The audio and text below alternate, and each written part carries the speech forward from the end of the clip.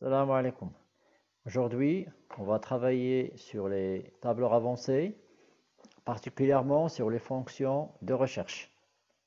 La fonction recherche V et la fonction recherche H.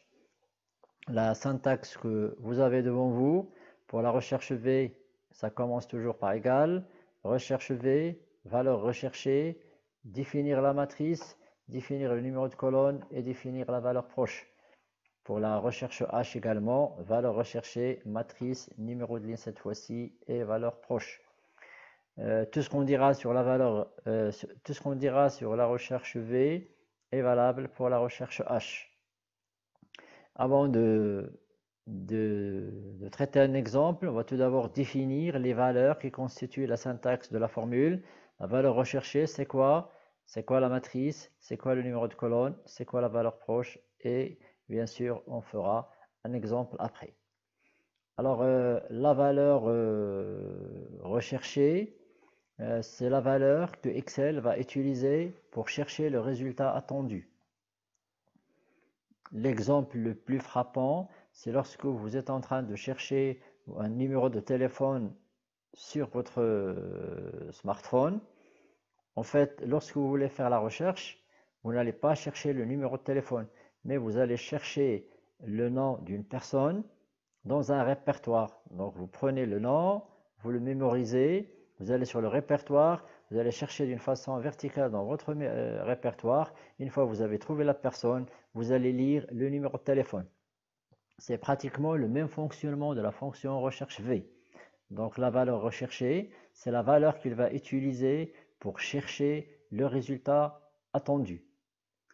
Alors, il ne faut pas confondre le résultat attendu avec la valeur recherchée.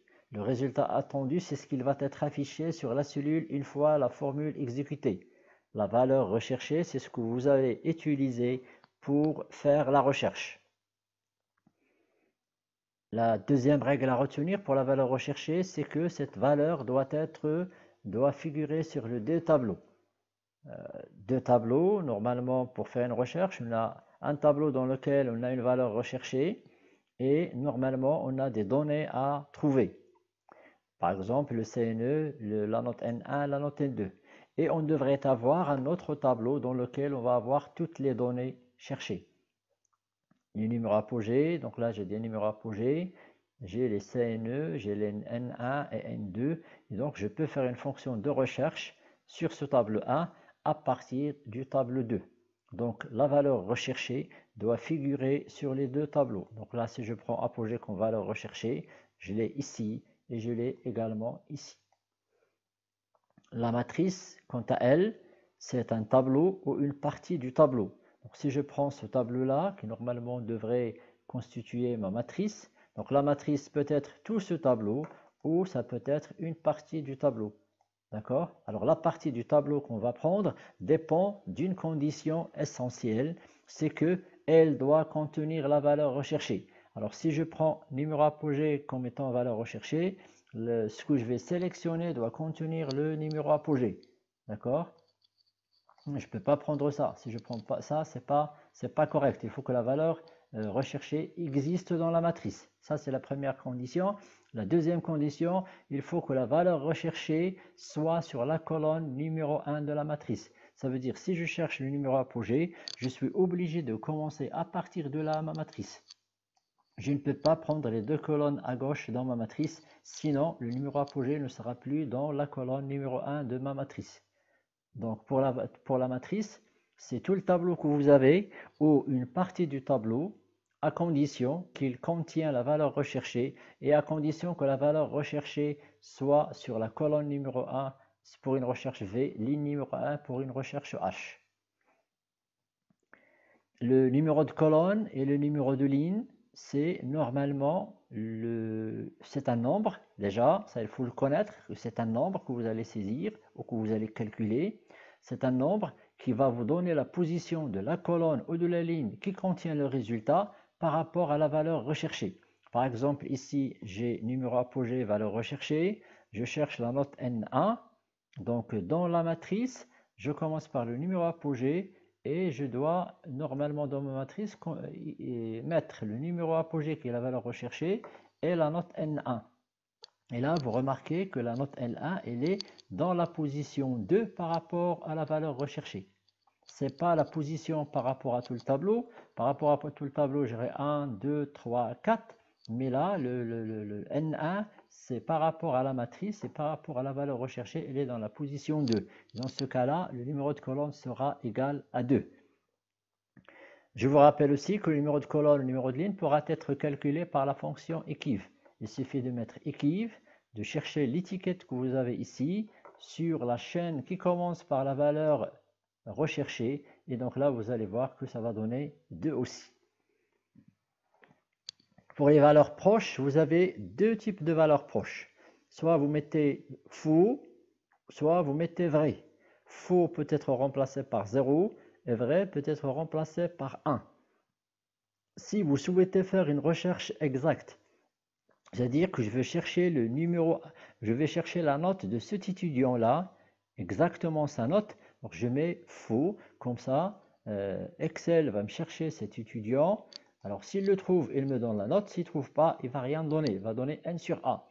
Par contre, si vous mettez vrai, à ce moment-là, Excel va chercher cet étudiant et s'il ne le trouve pas, à ce moment-là, il va me donner une valeur approximative, il va me donner la valeur qui est juste au-dessus de celle-ci dans un classement par ordre alphabétique croissant ou bien un ordre croissant, par exemple ici des numéros apogées. Si je cherche le numéro 15, 22, 729, normalement mon tableau devrait être déjà classé par ordre croissant.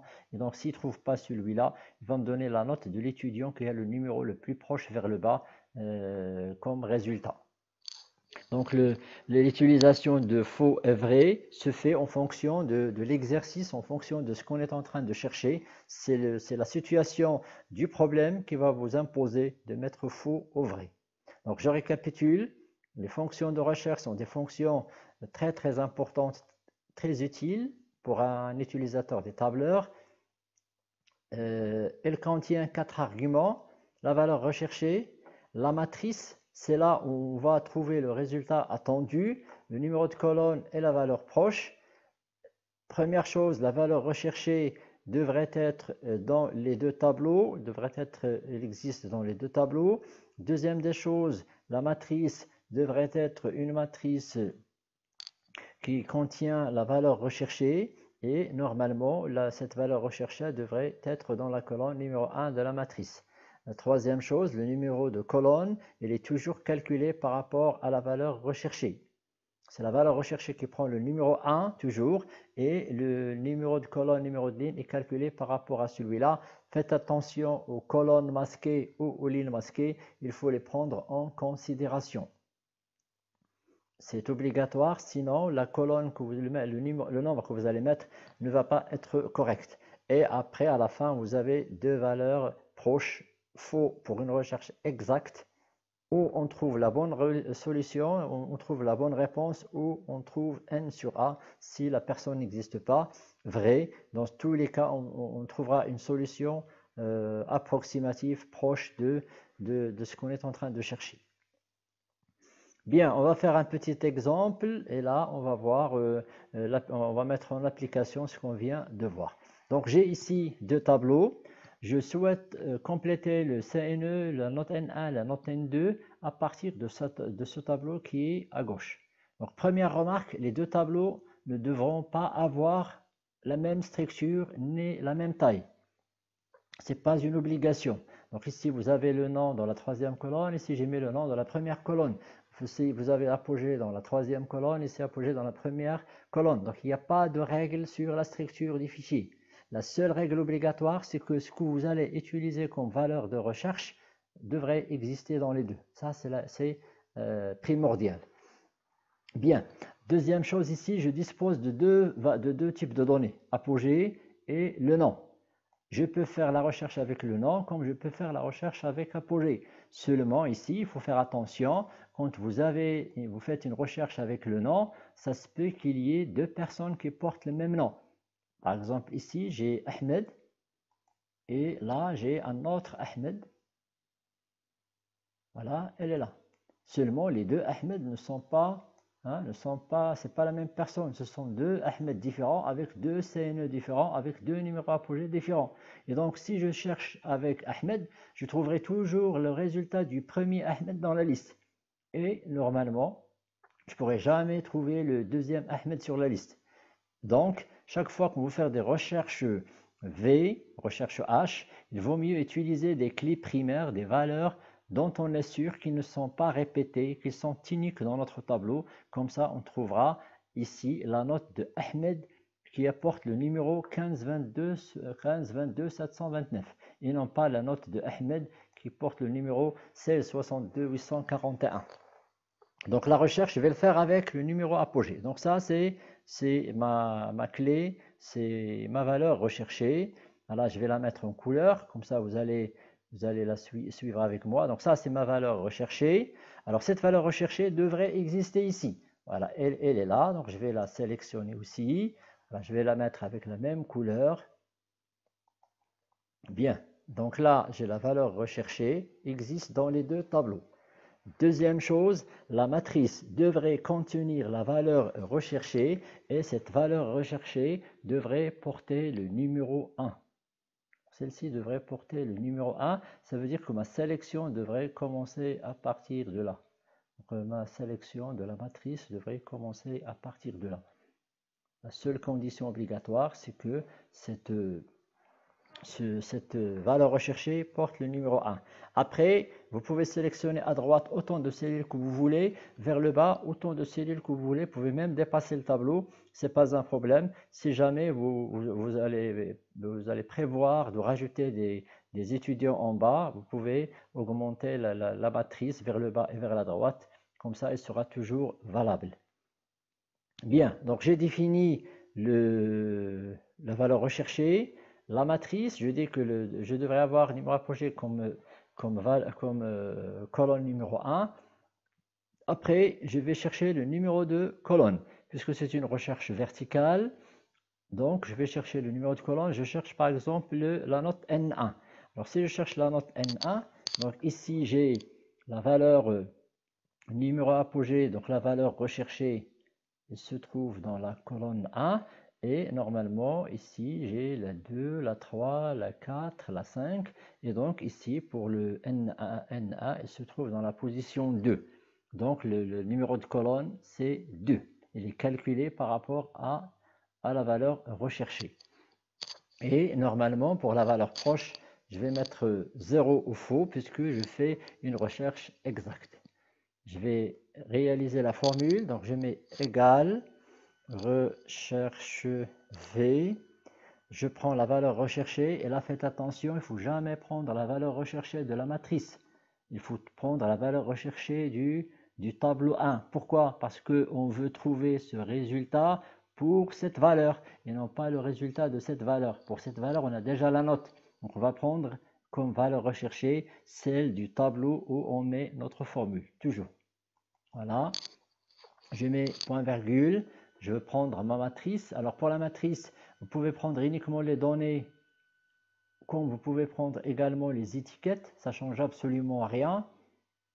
Après, vous mettez un F4 pour passer en valeur absolue, puisque les matrices, normalement, qu'on utilise dans les fonctions recherche, ils devront toujours être soit en valeur absolue, soit sous forme de champ nommé.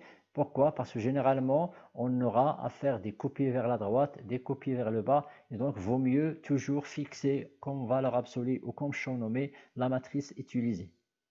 Bien sûr, il ne faut pas oublier que la valeur recherchée devrait être dans la colonne numéro 1.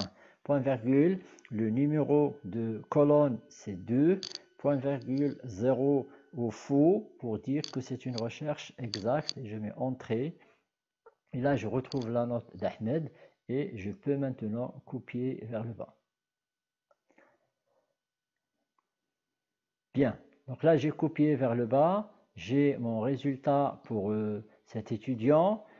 Si je veux trouver la note N2, normalement, je pourrais copier à droite ma formule et copier vers le bas. C'est ce que je vais faire. Alors ici, j'ai ma formule. Je vais la copier. CTRL-C, échappe. Je vais cliquer ici. mettre un apostrophe CTRL V et je vais augmenter la taille pour vous permettre de mieux voir la formule. Alors, cette formule, comme je vous ai dit, chaque fois qu'on a une formule, mais généralement, on est amené à faire des copies vers la droite et des copies vers le bas. D'accord? C'est des copies vers la droite et une copie vers le bas. Alors dans ce cas-là, je vous ai dit que la matrice qu'on a ici devrait être en valeur absolue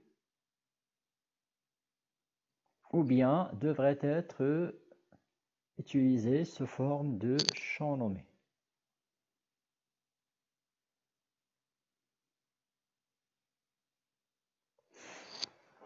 Bien. Alors maintenant, quand je vais copier à droite, la valeur que j'ai ici, le C38, normalement, quand je copie à droite, le C38 qui contient ce numéro apogée va passer à D38. Or, moi, je fais la recherche avec le numéro apogée. Tous les numéros apogées sont sur la même colonne C. Donc ici, je dois rajouter un $C. Voilà. Et quand je copie vers le bas, j'ai besoin de passer de 38,39. Donc, je garde la ligne libre. Et donc, ici, je dois mettre $C38 pour pouvoir copier à droite. Et quand je copie à droite, c'est-à-dire que je vais passer de N1 à N2. Et donc là, je vais passer de 2 à 3. Et donc là, le 2 qui est ici va devenir un 3. Et j'aurai ma formule. Donc je reviens sur ma formule. Je vais la corriger. Je mets un $. Pour protéger la colonne. Et après, je mets entrée. Je copie vers le bas. Voilà, donc là, c'est pour la première. Après, je copie vers la droite. J'aurai toujours la même valeur. Donc ici, les valeurs changent parce que j'ai utilisé ici des formules alia entre bornes que vous connaissez bien. C'est pour cela que mes notes changent à chaque fois. Mais ce n'est pas un problème, hein, ça vous le savez déjà. Alors quand je copie vers la droite, ici, je devrais changer le 2 par un 3. Et je copie vers le bas. Voilà, j'ai maintenant mes notes N1, N2 pour tous les étudiants. Comme je vous ai dit ici dans la partie cours que le numéro de colonne, numéro de ligne pourrait être calculé en utilisant la fonction EQUIV. Alors généralement dans la fonction recherche, on tape manuellement les valeurs. Pourquoi? Parce que vous allez remarquer que le 2, le numéro de colonne 2 ici, il est valable pour plusieurs cellules. Et généralement, quand on a des tableaux avec 700, 800, 1000 lignes, on n'a pas besoin de répéter beaucoup de fois le numéro 2, donc on peut se contenter de les mettre manuellement.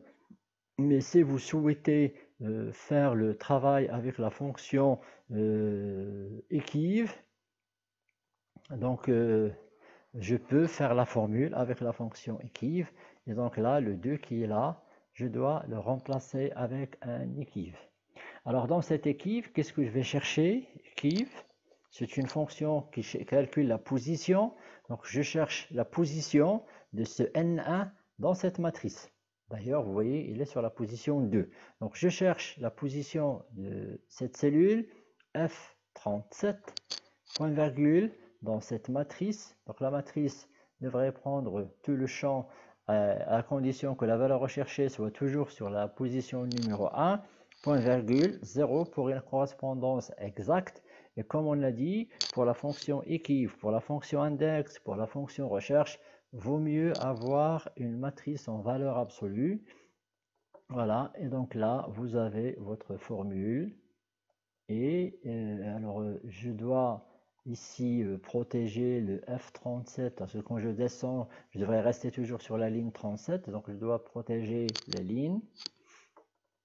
Voilà. Et ce qui est bien avec la fonction EQUIV, c'est que normalement, vous n'avez plus besoin de changer la valeur. Donc, quand vous allez préparer la première formule ici, avec la fonction recherche et EQUIV, ce qui vous reste à faire, c'est de prendre la copie vers la droite, la copie vers le bas, et vous aurez toutes les données correctes, puisque c'est la fonction EQUIV qui va se charger de calculer la position de l'étiquette que vous voulez dans la matrice ici. Bien, donc là j'ai fait le premier cas, calculer la note N1 des étudiants, j'ai calculé N1, j'ai calculé N2. Maintenant je passe au deuxième cas, calculer le CNE des étudiants. Le CNE des étudiants, pour le retrouver, donc là aussi je vais utiliser le numéro apogée comme étant valeur recherchée.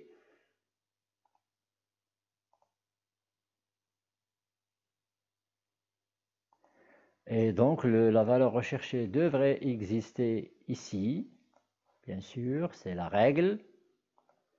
Alors maintenant, quand je veux calculer le CNE, là, je remarque que j'ai un petit problème, c'est que ma matrice, c'est ça.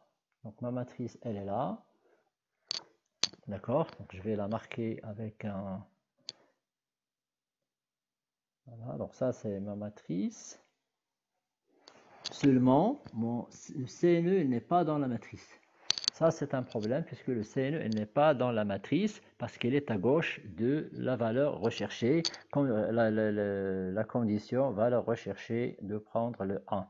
Et bien sûr, le tableau va toujours dans ce sens, on ne peut pas aller dans l'autre sens. Ça, c'est la colonne 1, la colonne 2, 3, etc. Donc, ma valeur, mon résultat souhaité n'est pas dans la matrice. Et donc là, vous avez la seule possibilité à faire, c'est de déplacer ce CNE, par exemple, tout à fait à droite, ou de l'insérer, de le permuter avec le numéro apogée. D'accord? Donc, je vais essayer de le faire. Je vais les permuter. Alors, pour les permuter, donc je peux, par exemple, ici, insérer une colonne. Et je peux, par exemple, donc là, je vais appliquer un format, je vais couper le format, je vais l'appliquer pour le cas. Donc là, j'ai des cellules fusionnées, donc je prends juste cette partie, je copie et je la remets ici. Après, je prends ce CNE, je mets un CTRL-C, donc je peux le mettre ici.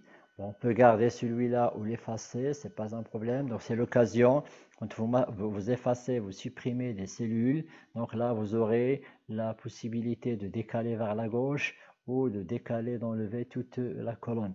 Donc là, je vais dire décale vers la gauche. Et du coup, ce tableau-là va passer, l'apogée va passer de la ligne de la colonne L à la colonne K. Voilà, et donc le tableau est maintenant décalé. Bien sûr, je vais élargir un petit peu. Bien, donc là, maintenant que j'ai corrigé ça, je peux faire la fonction comme ce que j'ai fait pour la première question. Donc si le résultat est à gauche, donc si le résultat se trouve, si le résultat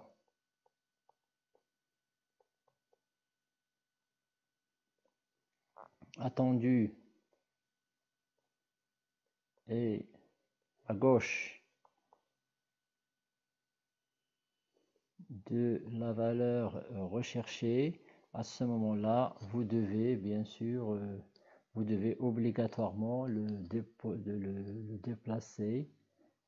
Alors, c'est obligatoirement le déplacer. Donc, il faut le déplacer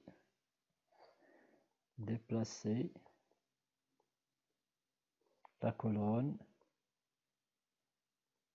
vers la droite de telle façon à ce qu'il soit à droite de la valeur, vers la droite, bien sûr, à droite de la valeur recherchée. C'est ce que j'ai fait ici, j'ai interverti les positions de apogée et de CNE, et là maintenant je peux facilement refaire ma fonction égale recherche V. Alors la valeur recherchée, c'est toujours ce numéro, point virgule, je le recherche dans cette matrice, numéro apogée. Comme je vous ai dit, vous pouvez prendre l'étiquette ou ne pas la prendre, ça change absolument rien. Ce sera une donnée de plus dans votre tableau. Je passe en valeur absolue, point virgule, c'est le 2, point virgule 0, et je mets entrée, et là j'aurai les CNE des étudiants. Alors maintenant, on va essayer de le faire avec la fonction équive de telle façon à calculer les trois valeurs d'un seul coup.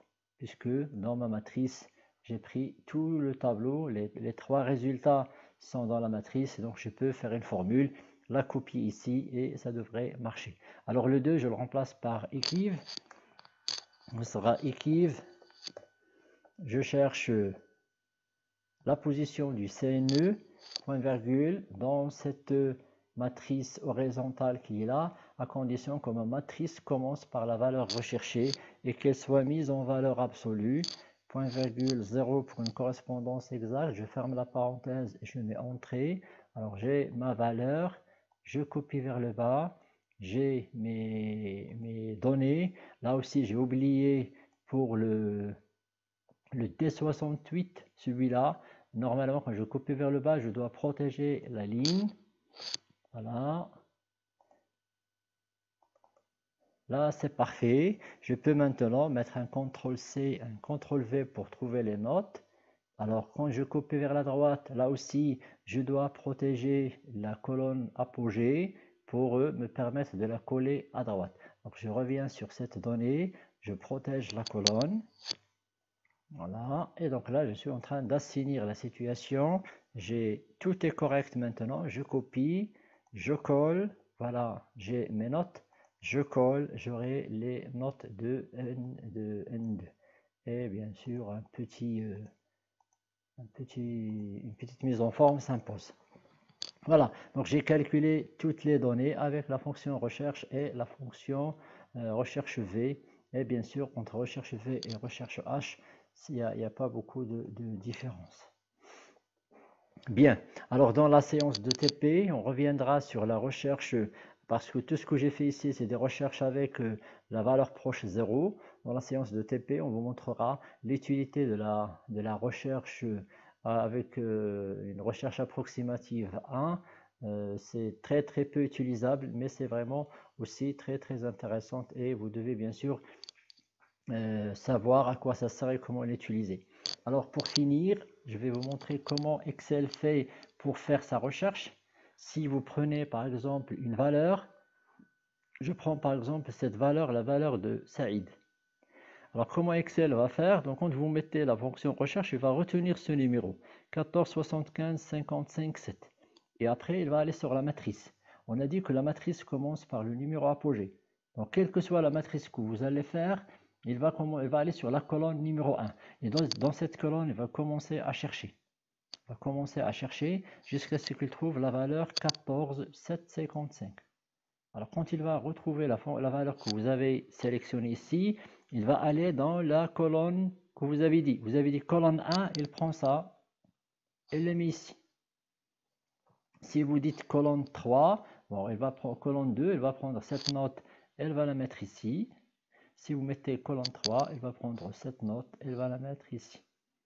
D'accord? Donc le process de recherche, il prend la valeur, il va dans la matrice que vous avez saisie, il va aller dans la colonne numéro 1, il va chercher. Si vous n'avez pas mis la valeur recherchée dans la colonne 1, le résultat que vous allez trouver, c'est un triste dièse n sur a. Cette valeur-là, ça veut dire que la recherche n'a pas abouti, que la recherche présente un problème. Donc là, il y a deux cas possibles. Soit le résultat n'existe pas vraiment, soit il y a une faute ou une erreur. Bon, je vais mettre plutôt une erreur au niveau de votre matrice. C'est-à-dire que vous avez mal choisi votre matrice, il faut revoir votre matrice. Certainement, il y a une erreur quelque part. Soit vous avez oublié de mettre les valeurs absolues, soit vous n'avez pas sélectionné la bonne matrice. Voilà, jusque-là, ce cours s'achève. Je vous remercie et on se retrouve lors d'une prochaine séance sur les fonctions avancées d'Excel. Merci, à bientôt.